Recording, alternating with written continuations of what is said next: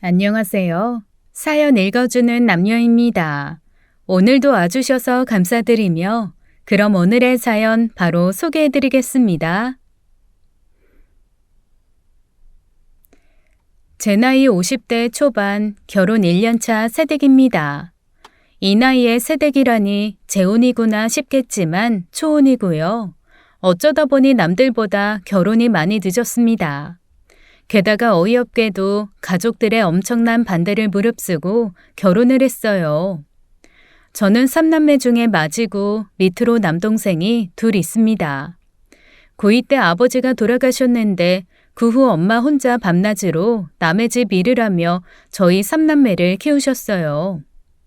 하지만 엄마는 늘 제게 입버릇처럼 말하길 너는 내 딸이자 내 남편이다라고 하셨습니다.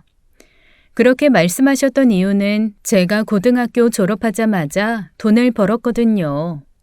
그때는 그럴 수밖에 없었어요. 아버지 돌아가신 순간부터 대학 가는 건 포기했고 내 걱정보다는 두 동생들 어쩌나 하는 생각부터 들었거든요. 아버지는 생전에 동생들보다 저를 훨씬 예뻐하셨습니다. 엄마 말에 의하면 두 분 신혼 초부터 난 무조건 딸 낳을 거야 하셨다네요. 그렇게 딸 타령하다가 제가 태어났으니 얼마나 좋으셨겠어요. 뒤로 아들이 둘이나 태어났지만 먹는 거 입는 거 전부 좋은 건 항상 제가 우선이었습니다.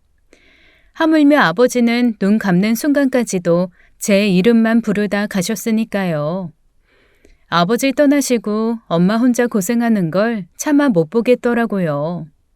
대학이고 뭐고 다 포기하고 고등학교 졸업하자마자 안 해본 일이 없을 만큼 이것저것 닥치는 대로 돈을 벌었죠. 카페, 호프집 서빙부터 마트에서 고래고래 소리치며 도너츠를 팔기도 했고 길거리에서 전단지를 나눠주며 고깃집 홍보도 했습니다. 공장, 심부름센터, 오퍼상 격리 등등 정말 안 해본 일이 없었어요. 일하면서 험한 일도 많이 당했어요. 고생이란 고생은 다 했는데 월급 못 받은 적도 많고 성추행도 수차례 당했죠. 아예 대놓고 돈 줄 테니 한번 자자고 말하던 아버지 뻘 업주도 있었어요. 그렇게 죽어라 동생들 뒷바라지를 했습니다. 나는 비록 대학 못 갔지만 두 동생 모두 4년제 대학에 보냈고 막내 고3 때는 엄청 비싼 과외까지 시켰습니다. 그러다 보니 한창 나이에 놀지도 못했고 연애도 못했죠. 알바하다 만난 오빠와 잠깐 사귄 적이 있었는데 제가 일을 여러 개 하다 보니 데이트할 시간이 나질 않아 결국 오래가지 못하더라고요. 바로 밑에 동생 형석이는 조용하고 무던한 편인데 막내 진석이는 모든 면에 욕심이 많았어요. 저는 그런 막내가 참 기특했습니다. 중학교 때는 농구를 하다 종아리가 다 까져서 피가 철철 나는데도 반드시 꼭 이겨야 될 놈이 있다면서 아픈 것도 있고 매일 농구장에 나가더니 결국 이기고 오더라고요. 그때 제 동생이 상대했던 친구는 당시 농구부 선수였는데 나중에 프로팀 선수가 되어 TV에 나오더라고요. 저 정도 의지면 뭐든지 해낼 수 있겠구나 싶어 해달라는 건 다 해줬어요. 대학 들어간 후엔 한 달짜리 유럽 배낭 여행까지 보내줬으니까요. 형석이는 지방 국립대에 들어가는 바람에 하숙비랑 생활비까지 보내줘야 했고 진석이는 인서울대학 졸업 후에 대학원에 가고 싶다길래 그 학비까지 다 댔습니다. 동생이 있는 사람이라면 다들 그렇겠지만 나는 고생스러워도 동생들 밑으로 들어가는 돈은 전혀 아깝지 않았어요. 나는 누나니까, 나는 맏이니까 내가 해주는 게 당연한 거라 생각했죠. 그렇게 엄마가 버는 돈은 가족 생활비로 쓰고 제가 버는 돈은 거의 두 동생들에게 들어갔습니다. 그러다 엄마에게 당뇨병이 찾아오면서 그 후론 일도 제대로 못 나가시고 결국 저는 완전한 가장이 돼버렸죠. 엄마는 늘 동생들에게 얘기했어요. 얼른 공부 마치고 취직해서 누나 고생 좀 그만하게 해줘라. 동생들은 엄마와 제 마음을 알았는지 고맙게도 큰 사고 없이 잘 자라줬습니다. 저는 특별한 기술을 배운 적도 없고 공부도 많이 하지 못해서 굳은 일은 마다하지 않았습니다. 그러던 중 20대 중반에 4년 정도 일했던 식자재 공장 사장님이 계신데 저를 참 예뻐해 주셨어요. 제가 공장을 그만둔 후에도 가끔 전화하셔서 안부를 물으시고 아프지 마라, 밥 잘 챙겨 먹어라, 너는 꼭 잘 될 거다 늘 격려해 주셨죠. 그런데 몇 년 후 어느 날 공장 하나를 더 운영할 거라면서 자기를 도와달라는 거예요.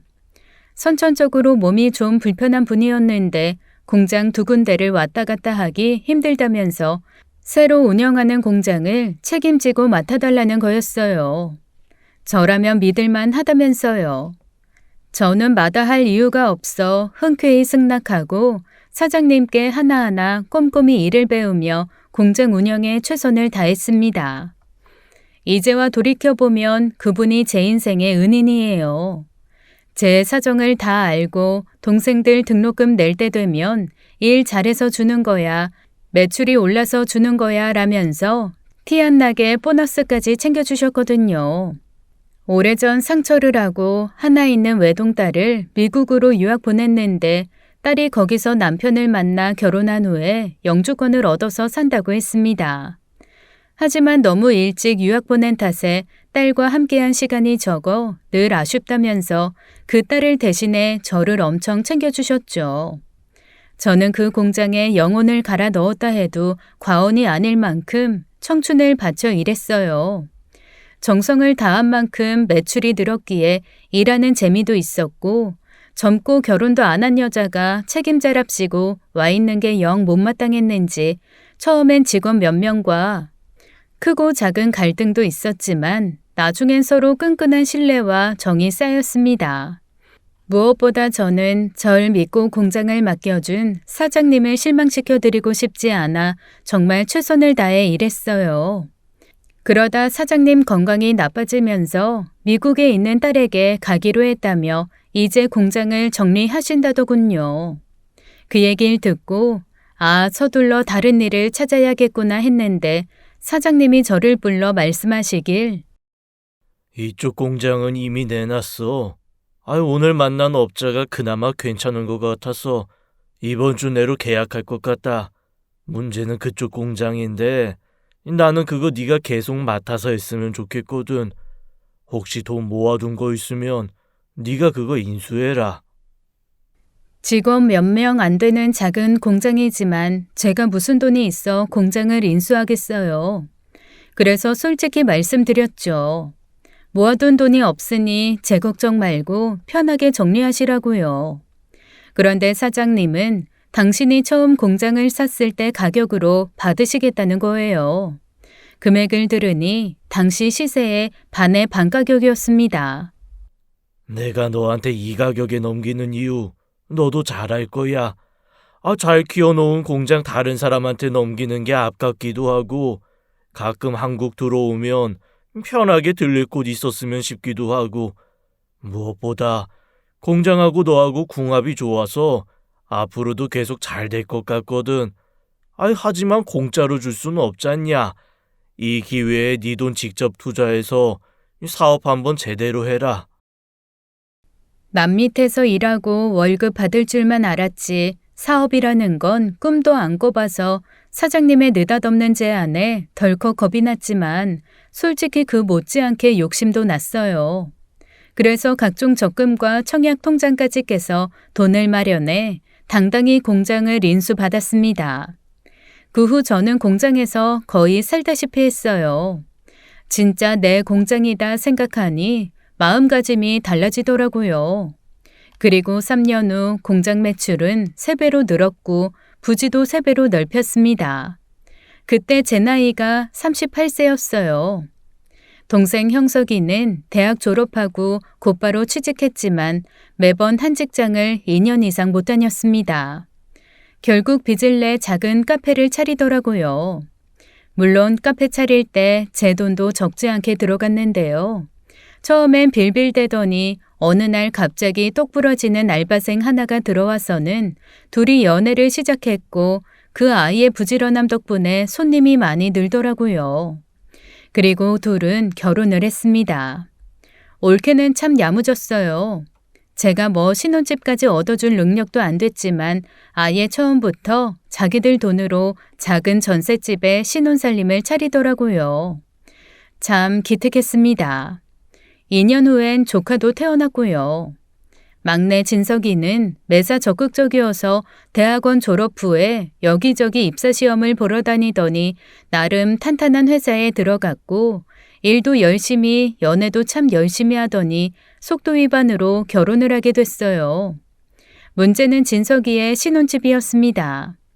곧 아이가 태어나니 작은 집에선 못 산다며 30평대 아파트를 보고 왔대요. 그러면서 전세는 너무 비싸고 반전세로 하겠다며 매달 월세는 자기가 낼 테니 저보고 보증금을 해달라는 거예요. 사실 형석이 카페 차릴 때 돈을 보태서 진석이도 뭔가는 해줘야겠다 생각하고 있었기에 나름 거액이었음에도 불구하고 무리해서 해줄 수밖에 없었습니다. 아깝다는 생각은 전혀 없었어요. 자식 같던 두 동생을 결혼시키니 이제 조금 어깨가 가벼워지겠구나 싶었습니다. 하지만 그게 또 안 되더라고요. 줄줄이 태어난 조카들도 내 새끼나 다름없었습니다. 틈나는 대로 분유, 옷, 장난감 사주고 형석이 딸 유모차 사줬는데 진석이 아들은 안 사줄 수도 없고 생각보다 돈이 많이 들어갔어요. 엄마는 이제 그만해라. 지 새끼 지들이 알아서 키우게 냅둬라고 하시며 저를 말리셨지만 그게 되나요? 조카들에게 끊임없이 돈이 들어갔습니다. 그래도 아깝진 않았어요. 남도 아닌 내 핏줄이니까요. 그러는 사이 제 공장은 업계 트렌드도 변하고 경제 사정에 따라 매출이 들쭉날쭉했지만 그래도 나름 안정적으로 돌아가면서 어느덧 저에게도 시간적 여유가 생기더라고요. 그동안 열심히 달렸으니 이제 한숨 돌리면서 엄마한테 못했던 효도도 하고 좋은데 여행도 다니자 생각했는데 역시 부모님은 기다려주지 않더군요. 건강이 급격히 안 좋아지면서 갑자기 거동조차 불편해지셨습니다. 그렇게 한동안은 엄마 간병에 집중했어요. 두 아들 장가 가는 것도 못 보고 갈 줄 알았는데 그래도 손주까지 봤으니 얼마나 다행이냐. 그나저나 우리 딸 여태 고생만 시키고 너한테 미안해서 어떻게 눈을 감을지 모르겠다. 엄마는 틈만 나면 저에게 미안하다는 말만 하시다가 결국 하늘나라로 가셨습니다. 엄마가 떠나고 이제 온전히 혼자가 되니 생각보다 외로움이 세게 오더라고요. 문득문득 밥 먹다가 세수하다가 청소하다가 마치 온몸을 땅속으로 빨아들이는 듯 외로움은 저를 참 무기력하게 만들었어요. 그리고 저의 외로움은 보통의 외로움과 달라서 누군가에게 위로를 받고 싶은 게 아닌 누군가를 챙겨주고 싶은데 그 대상이 없다는 공허함이기도 했습니다. 밥은 먹었는지, 아픈 데는 없는지, 걱정거리는 없는지, 누구라도 살뜰히 챙기고 싶은데 정말 아무도 없더라고요. 그만큼 저는 준운정에만 길들여져 있던 거죠. 저의 모든 젊음을 바쳐 챙겼던 두 동생들, 사실 뭘 바라고 뒷바라지한 건 아니었어요. 동생들에게 쏟아부은 돈과 시간, 나중에 꼭 되갚아주겠지 하는 기대도 없었습니다.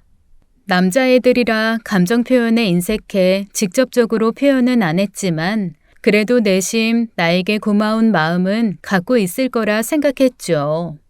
하지만 언제부턴가 섭섭하단 생각이 더 커지더라고요.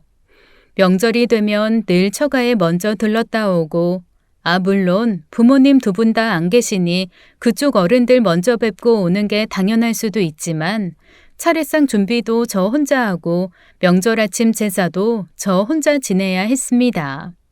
그나마 늦게라도 오면 다행인데 언제부턴가는 아예 오지도 않고 가족끼리 해외여행을 가기도 했어요. 그래서 곰곰이 생각을 해봤어요. 내가 너무 고리타분한가. 요즘 차례 안 지내는 집도 많고 말이 명절이지 예전 같지는 않으니 나 혼자 괜한 기대를 하는 건가. 올케들은 아예 얼굴 보기도 힘들고 동생들은 그냥 전화 한 통으로 안부만 묻고 혼자인 나는 전혀 생각해주지 않는구나 싶더라고요.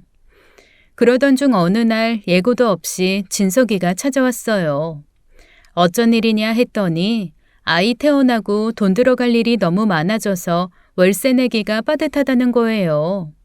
그러면서 돈을 좀 해달라더군요. 알겠다. 집주인 통장으로 직접 붙이겠다 하고 돌려보냈습니다.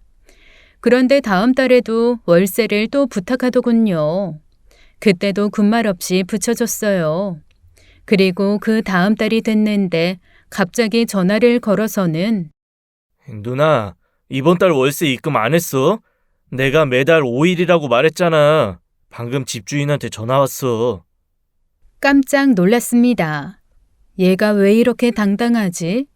사실 한두 달이야 제가 도와줄 순 있지만 아예 당연히 제가 월세를 내줄 거라 믿고 있었던 거예요. 어릴 때조차 단 한 번도 이런 생각한 적이 없는데 그때 처음으로 얘 봐라 하는 생각이 들었습니다. 그래서 이번 달에도 월세를 못 내는 거야 라고 물으니 나 요즘 힘들다고 했잖아. 내가 감당할 수 있었으면 아예 누나한테 말도 안 꺼냈지. 아무튼 지금 바로 입금해줘. 그때 마침 점심을 먹던 중에 전화를 받았는데 숟가락을 들고 한참을 고민했습니다. 집주인 전화까지 왔다니 이번 달까지는 내주더라도 다음 달부터는 어떻게 해야 할까? 아무리 생각해도 매달 내주는 건 아닌 것 같아서 그날 저녁에 전화를 걸어 얘기했어요. 아까 네 전화 끊자마자 입금은 했는데 다음 달부터는 힘들 것 같아. 왜? 요즘 공장 어려워? 공장이 문제가 아니고 너는 이제 가장이야. 너가 결혼을 결심했을 때 거기에 나는 포함되지 않았을 테니 이제부터는 네가 알아서 해야 될 일인 것 같다. 누나, 매달 형네 딸 피아노 학원비 내준다며. 형은 해주고 나는 안 해줘? 네, 틀린 말은 아닙니다. 형석이네가 딸 공부시키는 일에 엄청 극성이어서 학원을 여러 개 보낸다길래 공부도 좋지만 악기도 배우면 어떻겠냐 말하다가 그건 제가 보태주겠다고 했거든요.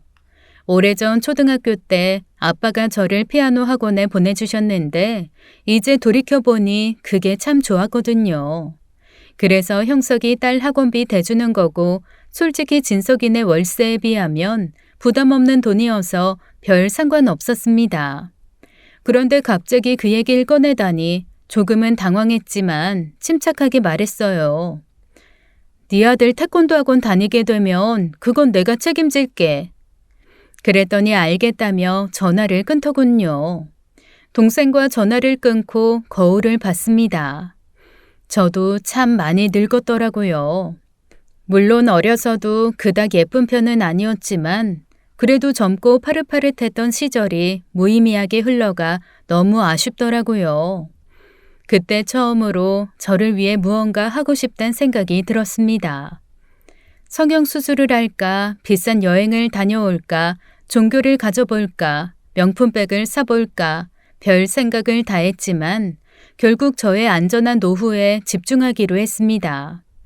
그 후 건강을 생각해서 운동을 하기로 마음먹고 주말마다 등산을 다니기 시작했어요.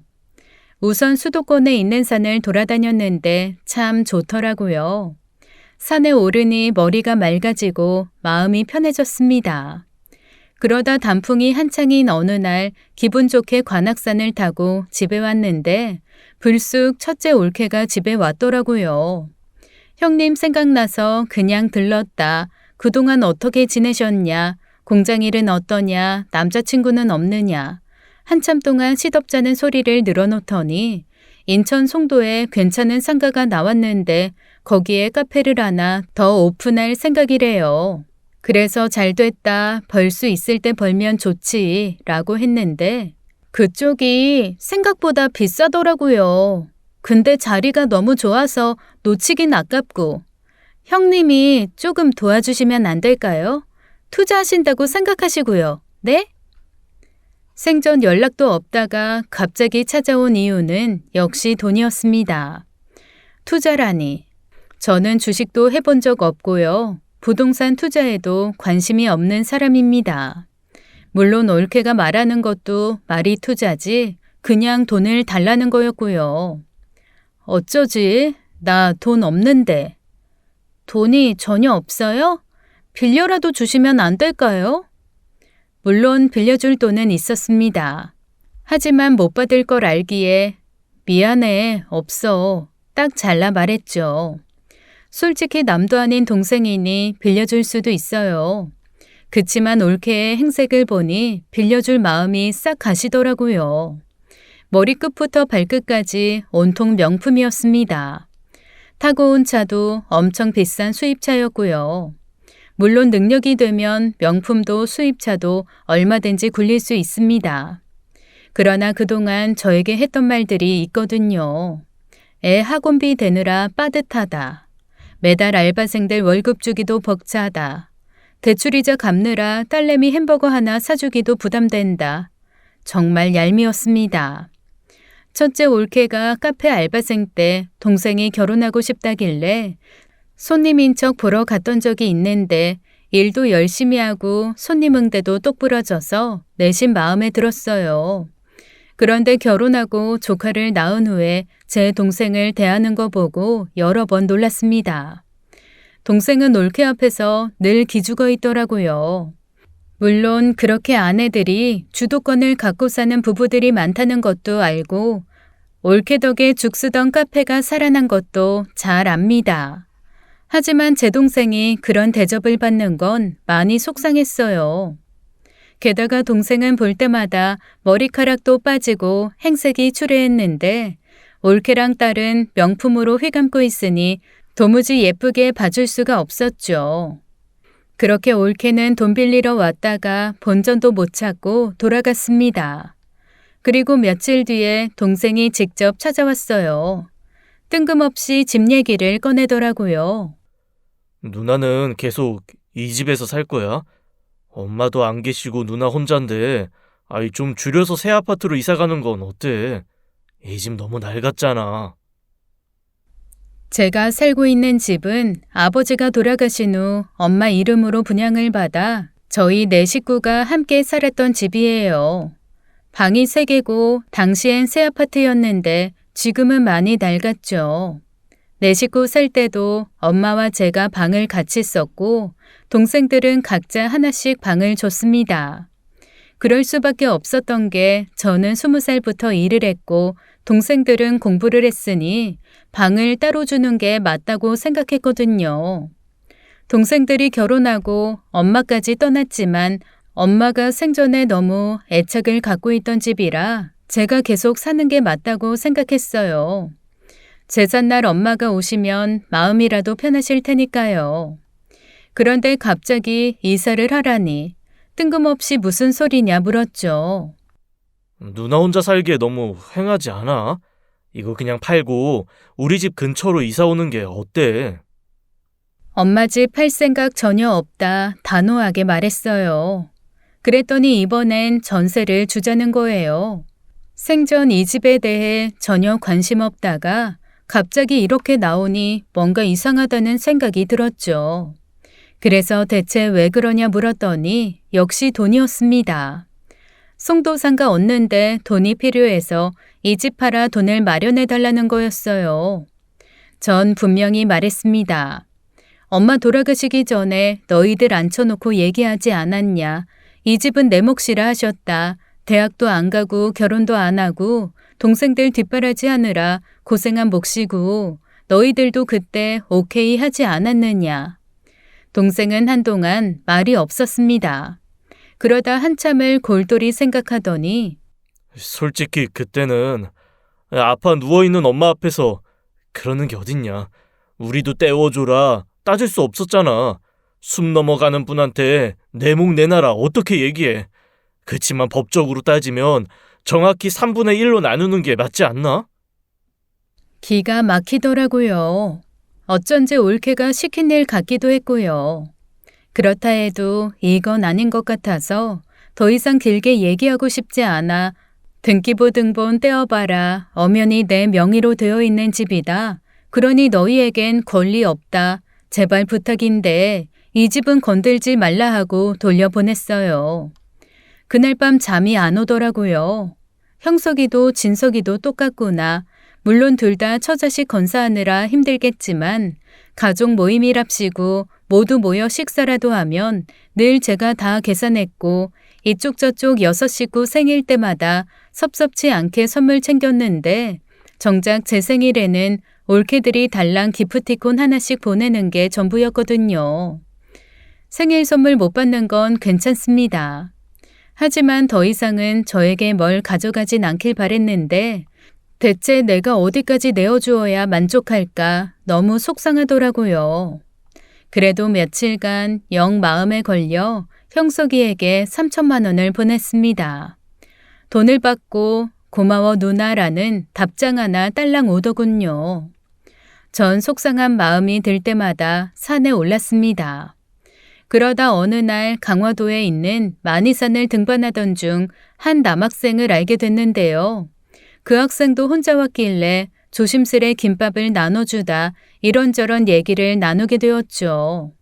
곧 군입대를 앞둔 대학 2학년생이었는데 젊은 학생이 왜 혼자 등산 왔냐 물었더니 죽어라 좋아했던 여자가 있었는데 얼마 전 자기 절친과 사귀는 걸 알게 돼서 그 여자를 잊기 위해 산에 왔다는 거예요. 보통은 술을 마셨을 텐데 산에 왔다니 참 귀엽더군요. 게다가 학생 입장에서 보면 저는 그냥 처음 보는 아줌마일 뿐인데 허심탄회하게 자기 연애사를 털어놓는 거 보니 얼마나 속상하면 이럴까 싶으면서도 한편으론 고맙다는 생각이 들더라고요. 얘기를 다 들은 후에 난 결혼도 안 하고 연애 경험도 없어서 뭐라고 조언은 못하겠지만 그 여자랑 잘 됐어도 어차피 헤어질 수밖에 없었을 거야. 왜냐면 요즘 세상에 20대 초반에 만난 여자랑 결혼하는 경우는 드물고 설령 결혼을 하더라도 그건 너무 손해보는 인생인 것 같다. 라고 얘기해 주었죠. 그 얘기가 마음에 와닿았는지 괜찮으면 다음번에 다시 만나 또 산에 가자는 거예요. 여자를 잊기 위해 산을 탔지만 이젠 그냥 산이 좋아졌대요. 사실 저는 누구를 만날 시간도 없이 일만 했기에 변변한 친구 하나 만들지 못했거든요. 그런데 이렇게 다 늦은 나이에 아들뻘 되는 귀여운 등산 친구를 만나게 된 거였죠. 자주는 아니고 한 달에 한 번 정도 만나 산에 올랐어요. 웬만하면 친구들과 함께 오는 게 어떻냐고 물었더니 자기 친구들은 술 마시고 여자 만나 노느라 등산 같은 건 안 한다네요. 얘기를 나눌수록 참 씩씩하고 생각이 깊은 학생이었습니다. 제 동생들은 대학 때도 제 눈엔 마냥 어린애 같기만 했는데 이 학생은 엄청 어른 같더라고요. 현재 불어를 전공하고 있지만 자기 꿈은 목수라면서 나중에 아버지와 함께 여기저기 돌아다니며 집 짓는 일을 하고 싶다더군요. 이미 아빠랑 그렇게 하기로 약속도 했대요. 그래서 엄마는 뭘 하시냐고 물었더니 부모님은 아주 어릴 적에 이혼을 했고 엄마는 재혼을 하셨으며 안 보고 산 지 아주 오래됐다고 했습니다. 문득 예전 공장 사장님 생각이 났어요.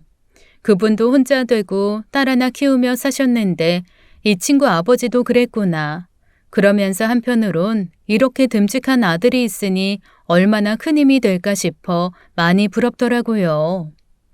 얼마 후 열흘 후에 입대하게 됐다며 마지막 산행을 함께 가자 연락이 왔습니다. 한동안 못 보겠구나 아쉬운 마음에 정성스럽게 도시락도 준비하고 마음 같아선 용돈도 주고 싶었지만 돈을 주면 이상할 것 같아 선크림을 쌌죠. 도시락을 쌌는데 마치 소개팅 가는 것처럼 마음이 설레더군요. 그런데 놀랍게도 진짜 소개팅이었습니다. 그 친구가 아빠와 함께 왔더라고요. 저 입대해도 아주머니 혼자 다니시지 마시고 우리 아빠 좀 데리고 다녀주세요. 맨날 집에만 있고 운동을 하나도 안 하시거든요. 오늘도 집에 있겠다는 거 억지로 끌고 왔어요. 그 아빠란 사람도 아들이 이런 이벤트 준비한 걸 몰랐다며 적잖이 놀라는 모습이었습니다. 엄청 어색하고 쟤는 왜 시키지도 않은 일을 벌이나 싶어 불편했지만 그 마음 씀씀이만은 참 기특했어요. 며칠 후 엄마 제삿날이 돌아와 동생들 식구가 모두 모였습니다. 첫째 올케는 바쁘다면서 형석이만 왔고 진석이네는 내외가 같이 왔더라고요. 제사를 마치고 모처럼 술 한 잔씩 하게 됐는데 형석이는 경기가 안 좋아 장사가 안 돼 힘들다. 진석이는 회사 사정이 안 좋아 언제 잘릴지 몰라 이직 고민 중이라면서 서로 힘든 얘기 털어놓기 바쁘더라고요. 그러다 형석이는 먼저 집에 가고 진석이네는 애가 잠드는 바람에 조금 더 있다 가겠다길래 그러라고 했죠. 그러다 저도 동생들과 술을 몇 잔 마셔서인지 스르륵 잠에 들었고 새벽에 어렴풋이 잠에서 깨어 일어났는데요. 진석이네가 아직 안 가고 식탁에 앉아 조근조근 얘기하는 소리가 들려오더라고요. 일부러 들으려고 했던 건 아닌데 둘의 대화 내용은 참으로 충격적이었습니다. 그 삼촌, 우리는 전혀 모르는 줄 알겠지? 형도 나한테 말 안 했어. 뻔하지 뭐. 누나랑 형이랑 나 모르게 하자 했겠지. 자기 형수가 나한테 뭐라는 줄 알아? 삼촌씩이나 받아놓고 고작 삼촌이래. 고작 삼촌. 우리는 꼴랑 월세 2달 내줬으면서 어떻게 3천을 선뜻 주냐? 꼴랑 월세 2달이라 신혼집 얻을 때 제 돈으로 보증금 들어간 건 아예 까먹은 듯 싶더라고요. 하지만 그 뒤에 이어지는 얘기가 더 충격적이었습니다. 형님네 공장 그건 얼마나 나가? 공장이 얼만가가 중요한 게 아니라 거기서 나오는 매출이 중요하지. 나 봐서 회사 때려치고 누나 공장 가서 일한다고 하려고. 자기가 그딴 공장 일을 한다고? 내가 설마 쪼그리고 앉아서 궁상맞게 물건 포장하는 일이나 할까봐? 말도 안 되지. 공장 운영하는 거 도와준다고 하려고. 나도 이제 슬슬 익혀둬야지. 그래 그러자. 그 공장 자기네 형님네로 가기 전에 얼른 먼저 찜해놔. 뒷골이 띵하더라고요. 오픈할 때 빼고 거의 공장에 와보지도 않고선 저딴 소리를 하니 내가 잘못 들었나 싶었어요. 전 침을 꼴깍 삼키며 방문에 귀를 대고 동생 내외가 하는 얘기를 계속 들었습니다. 형은 딸만 있으니 걔 시집 가면 그만이고 자기네는 아들이니 나름 이 집 종손이다. 그러니 공장은 당연히 자기 아들한테 가는 게 맞다. 누나가 원래 형보다 자기를 더 좋아한다. 누나한테 형은 동생이지만 나는 아들이나 마찬가지다. 누나는 이미 나이 많아 결혼도 못할 테고 결국 누나 재산은 우리한테 오는 게 순리다. 그리고 하다 올케는 이 집마저 노리더라고요. 형님네는 친정도 잘 살고 몇 년 전에 집 샀으니 이 집은 우리 주지 않겠냐. 알아보니 집값이 엄청 올랐더라. 잘 갖고 있다가 나중에 재건축되면 큰돈 벌 수 있다. 두 사람 대화 속엔 저에 대한 걱정, 저에 대한 고마움은 전혀 없었습니다. 계속 듣고 있으려니 다리에 힘이 풀려 쓰러질 것 같더라고요. 가까스로 발을 떼서 침대에 다시 누웠는데 저도 모르게 눈물이 왈칵 나왔습니다. 그리고 얼마 후 막내가 교통사고 나서 병원에 입원을 하게 됐어요. 처음 사고 소식 들었을 때 심장이 멎는 줄 알았는데 다행히 많이 다치지 않았고 감염병 시국이라 병실 면회가 금지돼서 어쩔 수 없이 퇴원하기만을 기다렸죠. 막내가 퇴원하고 다 같이 막내네 집에 모이게 됐습니다. 조카들까지 다 모였는데요. 누군가가 아프니 가족들 간의 정이 쌓이는 듯 모처럼 단란한 시간을 보내게 됐어요. 그 옛날 아빠가 돌아가셨을 때 얘기를 하며 눈물을 흘리기도 했고 엄마를 그리워하는 마음도 나눴죠. 또 두 동생들 연애할 때 얘기까지 나오면서 많이 웃기도 했어요. 그러다 형석이가 술에 취해 누나 아니었으면 지금 우리는 없었을 거다. 앞으로 누나한테 잘하겠다라는 말을 하더라고요. 처음이었어요. 동생한테 고맙다는 얘기를 들은 게요. 저도 사람인지라 동생의 말 한마디에 그동안 쌓였던 서운함이 조금은 풀리더라고요. 그러던 중에 첫째 올케가 술에 취해 얘기한 게 화근이 되어 일이 커지게 되었습니다. 사실 형님은 저한테 시어머니나 다름없죠. 그나저나 형님은 결혼도 안 하시고 모아놓은 돈도 많을 텐데 나중에 우리 딸 시집 갈 때 크게 한몫해 주실 거죠? 요즘엔 부모보다 조부모 능력이 더 중요하잖아요. 그 얘기를 듣고 있는 막내 올케의 눈빛이 점점 달라지는 게 보였습니다. 그 와중에 첫째 올케의 입방정은 멈추질 않고 계속됐죠. 사실 저희 송도 카페 오픈한 이후로 되게 힘들거든요. 왔다 갔다 하는 것도 힘들지만 생각보다 손님이 안 들어서 마진이 전혀 안 남아요. 처음에 워낙 큰 돈이 들어가서 대출을 무리하게 땡겼더니 버는 거 족족 매달 이자 내기도 버겁고 전 솔직히 형님이 조금은 도와주실 거라고 믿었는데 그때 단칼에 거절하셔서 저 형님한테 조금 서운해요. 제 맘 이해하시죠? 형석이가 그만하라며 말렸지만 올케는 작정을 한 것 같더라고요. 한번 쏟아내기 시작한 얘기는 자기 신랑이 말려도 멈추지 않았습니다. 딸내미 밑으로 들어가는 돈이 만만치 않아요. 형님은 애가 없으셔서 모를 거예요. 왜 큰 집을 깔고 앉아 사세요? 우리가 앞으로 깍듯이 모실 테니까 그 집 처분하고 저희 좀 도와주세요. 듣다 막내 올케가 한마디 하더군요. 형님은 3천이나 가져갔으면서 어떻게 그런 말을 할 수 있어요? 형님네는 벌써 집도 사고 좋은 차도 타지 않아요? 욕심 좀 그만 내세요. 도와주려면 우리를 도와줘야지. 왜 형님네를 도와줘요? 이렇게 본격적으로 올케들 싸움이 시작됐습니다. 동서가 어떻게 그런 말을 할 수 있어? 동서네는 신혼집 보증금도 받고 월세도 받지 않았어? 그러니 우리는 집 대신 가게로 받는 것뿐이야.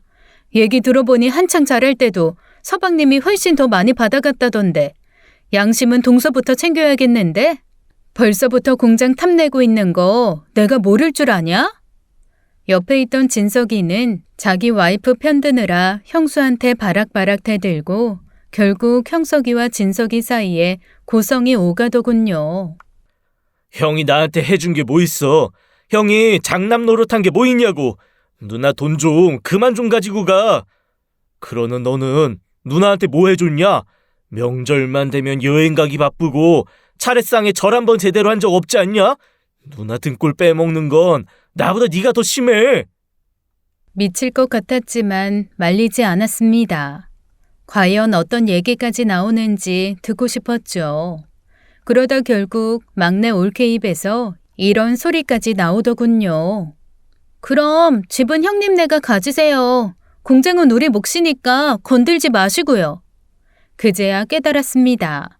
모든 게 명백해지더라고요. 저는 동생들에게 누나가 아닌 그저 마르지 않는 우물이자 은행이었을 뿐이라는 걸. 인사도 없이 막내네 집에서 나왔습니다. 첫째 올케한테 여러 번 전화가 왔는데 받지는 않았어요. 조용히 생각을 정리하고 앞으로 동생들을 어떻게 대해야 할지 굳게 결심할 필요가 있었습니다. 그리고 머릿속이 복잡해지자 다시 산에 가고 싶어졌어요. 그 사이 군대 간 친구의 아빠가 함께 등산하자 두어 번 연락이 왔지만 거절을 했습니다. 솔직히 둘이서 산에 가는 게 불편했고 무엇보다 남자와 단둘이 뭔가를 한다는 게 저에겐 익숙하지 않은 일이라 그분을 다시 만날 생각이 없었거든요. 하지만 동생들 일로 스트레스가 쌓이니 누군가와 몹시 얘기하고 싶어졌고 가장 먼저 그분 생각이 나더라고요. 한참을 망설이다가 산에 가실래요? 라고 메시지를 보냈는데 곧바로 전화가 왔습니다. 안 그래도 주말에 용문산에 갈 생각이었다며 같이 가자더군요. 동생들 이외에 누군가 만날 사람이 있다고 생각하니 기분이 한결 나아졌습니다. 그렇게 그분을 만나자마자 군대 간 아들 근황을 물었는데 아주 잘 지낸다더군요. 그리고 그분은 산에 오르며 하나하나 자기 얘기를 꺼내 놓더라고요. 대학 때 CC로 만나 졸업 후 바로 결혼했는데 아들이 태어나고 얼마 안 돼서 아내에게 다른 남자가 생기자 그쪽에서 먼저 이혼을 요구했고 붙잡아도 안 된다는 걸 알았기에 곧바로 헤어졌다고 합니다. 그 후로 본가에 들어가 어머니와 함께 아들을 키웠대요. 그분은 약사였는데 약국을 하며 틈나는 대로 자격증 따는 재미에 빠져 이것저것 크고 작은 자격증을 엄청 많이 땄다더군요. 아들이 나중에 집 짓는 일을 하자고 해서 이미 목공 자격증도 따놨대요. 죽어라 좋아했던 여자에게 배신을 당하자 그 후로 다시는 결혼하지 않겠다 결심하고 일부러 자격증 따는데 몰입해 열정을 쏟았다고 했습니다. 산에서 내려오면서는 제 얘기를 했어요. 그동안 아무것도 못하고 일만 하며 살아온 얘기, 동생들 뒷바라지에 올인한 얘기, 그리고 동생들 때문에 잠도 거의 못 잘 만큼 속상하다는 얘기. 속에 있는 걸 다 털어놓으니 마음이 편해지더군요. 그리고 다음 날 생각지도 못했는데 그분이 공장 근처까지 오셨더라고요. 저에게 줄 게 있다는 거예요. 이거 숙면에 도움 될 거예요. 자기 전에 하나씩 드세요. 너무 많이 먹지는 마시고요.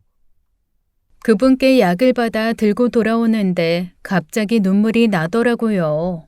아휴, 나도 이런 선물을 받을 수 있구나. 동생들과 불편한 일이 있은 후 저도 동생들도 서로 연락을 하지 않았습니다. 지난 30년 동안 밤마다 자기 전에는 늘 동생들 걱정뿐이었는데 이제 다 부질없다는 생각이 들었죠. 그리고 이렇게 된 데는 동생들 잘못도 있지만 저의 잘못도 크다는 걸 깨달았어요. 무조건 퍼주면 된다고 생각했습니다. 아빠 없이 자라는 게 너무 딱해서 전혀 부족함 없게 해주고 싶었어요. 밖에 나가 기죽게 만들고 싶지 않았고 다른 집 애들만큼 공부하고 먹는 것도 입는 것도 아쉽지 않게 해주고 싶었습니다.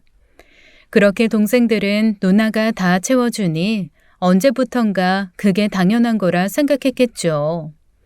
누나는 늘 퍼주는 사람, 누나는 뭐든지 해달라면 다 해주는 사람이었던 거예요. 제가 밖에서 어떤 일을 당하는지 끼니도 굶어가며 갖은 모진 소리 들으며 일하는 건 전혀 생각 못했을 거예요. 그냥 저는 돈을 벌어오는 사람일 뿐이었습니다. 하지만 딱하긴 저도 마찬가지였잖아요. 20살 어린 여자애가 자기 인생을 다 포기하고 굳은 일 마다하느며 오로지 동생들을 위해 죽어라 돈만 벌었으니까요. 당시 저에게는 아빠의 빈자리는 컸고 저도 누군가의 보살핌이 필요했는데 저도 동생들도 모두가 그걸 외면한 채 살았던 거죠. 사실 동생들 모르게 꼬마 빌딩을 사놓은 게 있었어요. 나중에 제가 죽으면 공장은 형석이 주고 건물은 진석이 줘야지라는 생각을 했거든요. 밤마다 상상했어요. 내가 병들고 아프면 그래도 동생들이 정성껏 돌봐주겠지. 어느 날 갑자기 공장 주고 건물 주면 눈물 쏟으며 감동하며 고맙다고 하겠지. 하지만 아니더라고요. 저 혼자 착각 속에 살고 있었던 겁니다. 그 후로 언제부턴가 침대에 누워 동생이 아닌 그분 생각을 하며 잠에 들게 됐습니다. 제 편이 필요했어요. 누군가에게 1순위가 되고 싶었습니다. 1년 정도 그분과 함께 산을 다니며 많은 얘기를 나누고 상대의 상처를 감싸주면서 서로에게 필요한 사람이란 걸 알게 됐어요. 군대 간 친구가 휴가 나올 때마다 셋이 함께 식사를 하면서 그동안 느껴보지 못한 행복함을 느끼게 됐죠. 그렇게 저희는 아들이 제대하면 함께 살기로 약속을 했습니다. 어쩌다 대면대면해진 사이가 됐지만 그래도 가족이라 동생들에게 결혼 소식을 알려야 했어요. 다들 모인 상태에서 폭탄 선언하느니 누구 한 사람한테 말하면 다들 알게 되겠지 싶어 형석이를 불러 얘기했습니다. 처음엔 많이 놀라더니 그냥 알았다 하더군요. 그리고 며칠 후 형석이 진석이 내외가 집으로 찾아왔습니다. 정말 오랜만에 얼굴 보는 건데 네 사람 표정엔 반가움 대신 지독한 경계심이 보이더라고요. 단박에 애들이 내 결혼을 말리려고 왔구나를 알 수 있었어요. 먼저 진석이가 시작을 하더군요. 약사라고? 진짜 약사 맞아? 약국이 어딘데? 야매 약장사 아니야? 형님, 많이 외로우셨어요? 저희가 자주 찾아뵐게요. 그쪽에 다 큰아들이 있다면서요. 그 아들이 반대 안 해요? 젊은 사람들이 결혼을 해도 양쪽 집안이 복잡해지는데 느닷없이 다 늦게 결혼하신다니 너무 당황스럽네요. 저희랑 상의하고 결정하셔도 되는데 너무 성급하신 거 아니에요? 모두가 걱정뿐이었습니다. 누구 하나 축하한다는 말은 없었어요. 하다 진석이는 그 사람 사기꾼 아니야? 제대로 알아봤어? 요즘 나이 많은 여자 상대로 돈 보고 사기 결혼하는 사람 많은데 혹시 그 사람도 그런 거 아니야? 어떻게 만나게 된 거야? 누나 상황에 대해 어디까지 오픈했어? 공장 보여줬어? 그 아들이 진짜 친아들 맞아? 라면서 이 결혼은 절대 안 된다라는 입장이었습니다. 그래서 저도 솔직히 다 얘기했죠. 어쩌면 그 사람 진짜 사기꾼일지도 모르겠다.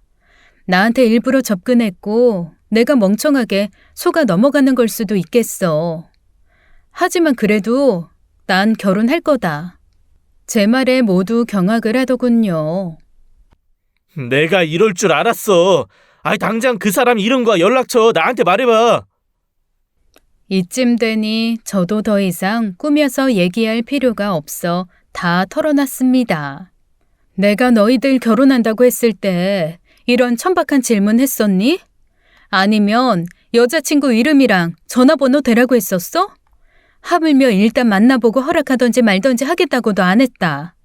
하물며 일단 만나보고 허락하던지 말던지 하겠다고도 안 했어. 나는 너희들 누나고 누나를 넘어 부모 노릇까지 했었기에 너희들 결혼에 간섭할 권한이 충분히 있었어. 형석이 카페 차릴 때 돈도 해줬고 진석이 신혼집 마련할 때는 보증금도 해줬다. 그런데 단 한 번도 그 돈 갚으라고 말한 적 없었어.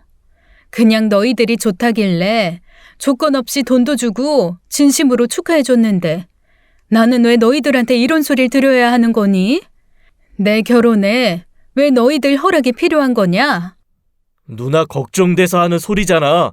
우리는 가족이니까. 니들이 언제부터 내 걱정했니?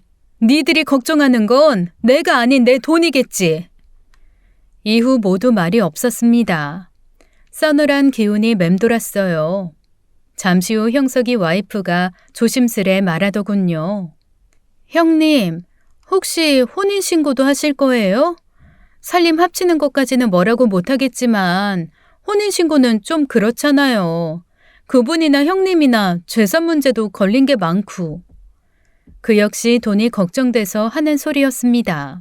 그래서 혼인신고를 하든 뭘 하든 내가 알아서 할 거니까 신경 끄라고 했습니다.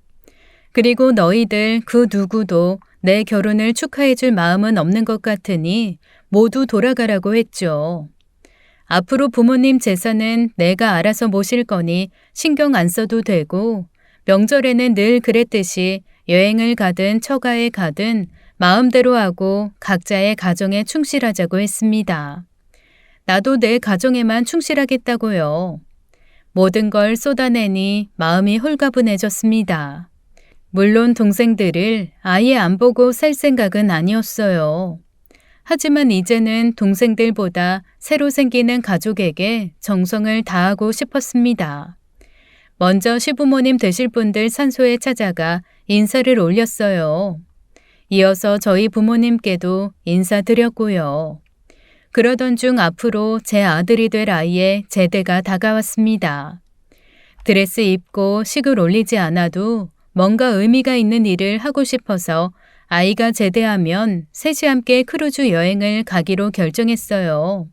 난생 처음으로 가슴이 뛰고 내 미래를 생각하면 계속 웃음만 났습니다. 또다시 보살펴줄 사람들이 생긴다는 게 가장 행복했고, 예전엔 일방적으로 사랑을 줬지만 이제는 나도 따뜻한 보살핌과 사랑을 받게 된다는 사실에 가슴이 벅차 올랐습니다. 결혼 준비는 잘 됐냐, 언제 한번 다 같이 만나 식사라도 해야 되지 않겠냐는 연락은 그 누구에게도 오지 않았습니다. 예상은 했지만 섭섭함도 컸어요.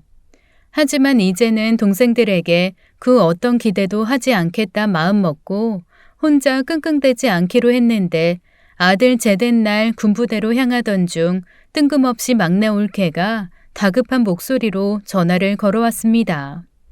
순간 무슨 나쁜 일이 생겼나 가슴이 철렁 내려앉았죠. 그러나 역시 이번에도 돈이었습니다. 이제 막 중학생 된 진석이 아들이 친구를 두들겨 패서 전치 5주가 나왔는데 피해 학생 측에서 거액의 합의금을 요구한다고 사정을 하더라고요. 형님이 저희한테 섭섭한 점 많다는 거 아는데요. 이거 합의 안 하면 징계 세게 받게 된대요. 애아빠가 형님한테는 죄송스러워서 전화 못하겠다고 하길래 제가 이렇게 부탁드리는 거예요. 형님, 좀 도와주시면 안 돼요? 일단은 대체 왜 친구를 때린 건지 물었죠. 그랬더니 피해 학생이 교실 문을 세게 닫아 깜짝 놀랐다는 게 이유래요. 알고 보니 이미 수차례 친구들 상대로 상습적 주먹질을 일삼았고 자잘하게 합의금 물어준 게 2번이나 있었답니다. 도대체 애를 왜 그렇게 키웠냐라는 말이 튀어나왔지만 꾹 참았어요. 냉정할 필요가 있었습니다. 그래서 또 물었죠. 내 동생 진석이 나름 대기업 과장인데 너희는 대체 어떻게 살길래 돈 몇백이 없어서 나한테 부탁하느냐. 그랬더니 최근에 진석이가 주식으로 6천을 날렸다더군요. 그중에 4천은 친정엄마 돈이라 더 이상 친정에 손 벌릴 수가 없었대요. 더 이상 옳게 징징대는 소리를 듣고 싶지 않아 바쁘다며 전화를 끊었습니다.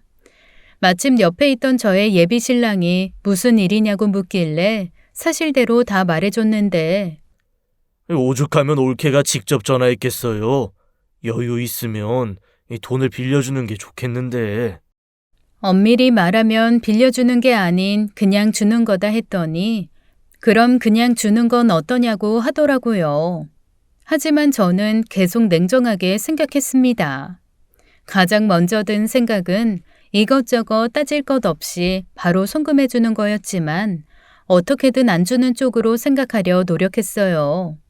늘 돈 필요하다 연락 오면 1분 내로 돈을 보냈는데 이게 얼마나 호구짓이었는지 후회가 컸습니다. 또 곱씹을수록 괘씸하더라고요. 맨날 돈 없다 하더니 주식으로 6천을 날려? 그것도 장모님 돈까지 빌려서?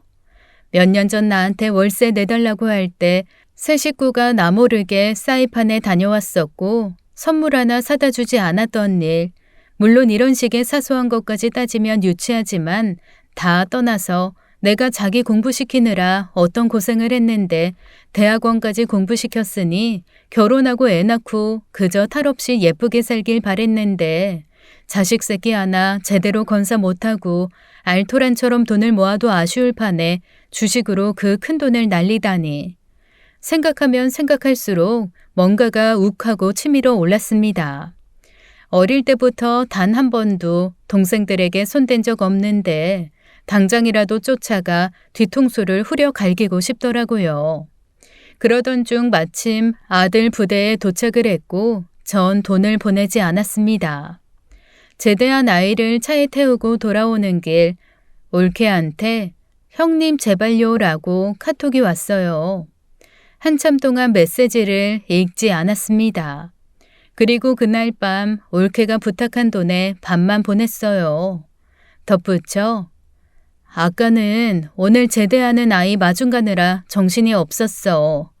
그리고 요즘 나도 결혼 준비 때문에 돈이 없다. 잘 해결되길 바래. 라는 메시지도 함께 보냈죠. 이젠 나도 내 아들 챙기는 게 우선이라 네 아들까지 챙길 심적 여력은 없다는 뜻으로요. 그리고 앞으로는 정말 그런 마음으로 살자고 다짐했죠. 내가 그토록 아끼고 사랑했던 두 남자, 이젠 자기 살 길 찾아 내 품을 떠났지만 또 다른 두 남자가 생겼으니 남은 사랑을 다 쏟겠다 결심했어요. 결혼 후 저희는 늘 그랬듯이 각자 약국과 공장일에 충실했고 주말마다 산에 올랐습니다. 아들은 복학 후에 새로운 여자친구를 사귀면서 얼굴 보기가 많이 힘들어졌고요. 저는 남편의 권유로 방통대 입학을 준비하고 있습니다. 어릴 때는 나중에 50살이 되면 죽는 거라는 생각을 했어요. 이 30대에는 50살 되면 모든 게 시들하겠지. 시작할 수 있는 건 하나 없고 이것저것 마무리 짓는 일에 집중하고 있겠지라는 생각을 했었죠. 그러나 실제 50대가 되고 저는 진짜 저를 위한 인생을 시작했습니다. 남들보다 많이 늦은 결혼과 공부, 모든 게 서투르고 실수도 많아요. 무엇보다 받는 사랑에 서툴러서 남편과 아들의 말과 행동에 매번 눈물이 납니다. 결혼 후 1년 동안 동생들과는 통화 몇 번 한 게 전부예요. 얼마 전 일부러 형석이네 카페에 근처에 들러 먼 발치에서 슬쩍 바라봤는데 그 녀석도 이제는 나이가 들어서 예전 아빠 얼굴이 보이기 시작하더군요. 만나서 얘기도 나누고 싶고 아픈 데는 없는지 이것저것 묻고 싶었지만 조금 더 시간을 둘까 합니다. 아직은 동생들보다 저를 더 못 믿겠거든요. 분명 또 뭔가를 퍼주지 못해 안달복달할 게 뻔하니까요. 아직도 해주고 싶은 게 많지만 일단은 받는 사랑에 완벽히 익숙해지면 그때 편안한 마음으로 동생들을 보려고요. 가끔씩 동생들 걱정에 불현듯 불안해질 때가 있는데 그때마다 이제 그만해라. 지 새끼들 지가 알아서 키우게 냅둬라. 했던 엄마의 말을 곱씹습니다. 저는 엄마의 말을 잘 듣는 딸이니까요. 지금까지 사연 읽어주는 남녀였습니다. 끝까지 시청해주신 여러분 감사드리며 저희는 다음 사연으로 돌아올게요. 감사합니다.